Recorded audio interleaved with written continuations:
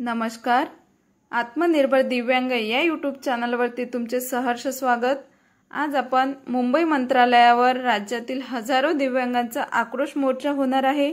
यामध्ये कोणकोणत्या मागण्या आहेत, हा मोर्चा कधी आणि कुठे आहे याबद्दलची आपण सविस्तर माहिती या व्हिडिओद्वारे जाणून घेणार आहोत। तर चला व्हिडिओला सुरुवात करूया। प्रहार दिव्यांग क्रांती संस्था संघटनेच्या वतीने दिव्यांग, विधवा, वृद्ध, अनाथ यांच्या विविध मागण्यांसाठी मुंबई मंत्रालयावर राज्यातील हजारो दिव्यांगांचा आक्रोश मोर्चा 25 सप्टेंबर 2024 रोजी 10 वाजता महात्मा गांधी पुतळ्यासमोर मुंबई मंत्रालयात होणार आहे। पाहूयात कोणकोणत्या मागण्या आहेत। नंबर 1, राज्यातील दिव्यांगांना प्रति महिना 6,000 रुपये पेन्शन तातडीने लागू करण्यात यावी। मानधन दिव्यांग लाभार्थ्यांच्या बँक खात्यामध्ये खूप उशिरा जमा होते, ते तातडीने व नियमित वेळेत देण्यात यावे।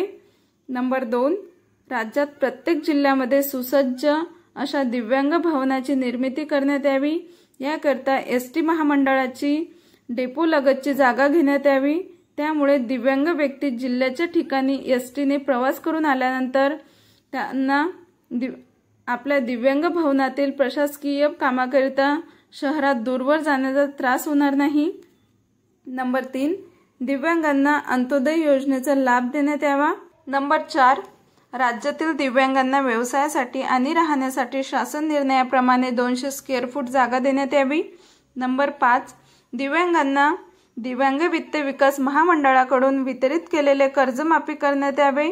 कोविडच्या परिस्थितीत दिव्यांग कर्जधारकांचे व्यवसाय बंद होते, त्यामुळे कर्जाची फेड होऊ शकली नाही व परिणामी थकबाकी वाढत गेलेली आहे व व्यवसाय देखील सुरू झाले नाहीत।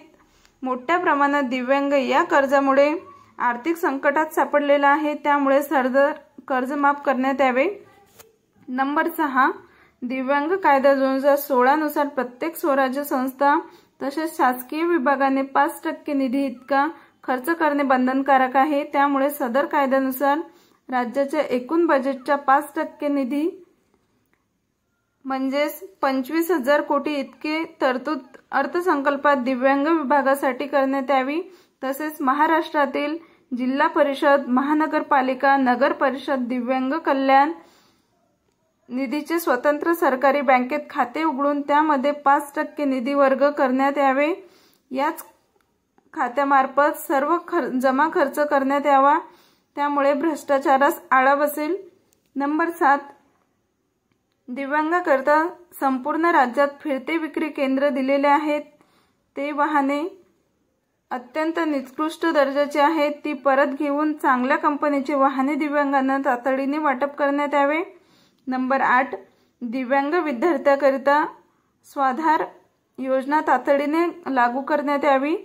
नंबर 9, राज्यातील प्रत्येक जिल्ह्यामध्ये स्वयंरोजगाराकरिता स्टॉल देण्याचे धोरण तयार करण्यात यावे व स्टॉलचे वाटप तातडीने करण्यात यावे। नंबर 10, राज्यात दिव्यांग विद्यापीठ स्थापन करावेत।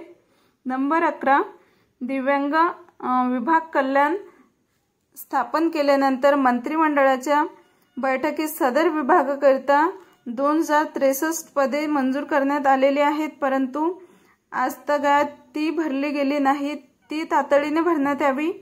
नंबर 12, दिव्यांग विद्यार्थ्यांच्या विविध प्रशिक्षणाकरिता बार्टीच्या धर्तीवर संत गाडगेबाबा दिव्यांग प्रशिक्षण संस्था तातडीने स्थापन करण्यात यावी। नंबर 13, राज्यामध्ये दिव्यांगांना UDID कार्ड व प्रमाणपत्र देण्यात खूप उशीर होत आहे, यावर तातडीने समिती बसवून दिव्यांगांना सहकार्य करावेत व राज्यामध्ये जे दिव्यांगांचे खोटी प्रमाणपत्रे काढून शासकीय नोकऱ्या करणाऱ्यांना सर्व अधिकारी कर्मचारी यांची तपासणी करून त्यांच्यावर कारवाई करण्यात यावी। अशा पद्धतीने आपण प्रहार दिव्यांग क्रांती संघटनेच्या वतीने दिव्यांग, विधवा, वृद्ध, अनाथ अशा विविध मागण्या मुंबई मंत्रालयात होणार आहे। आशा करते तुम्हाला या मागण्या नक्कीच लक्षात आल्या असेल आणि नक्कीच या मागण्या पूर्ण होतील। धन्यवाद।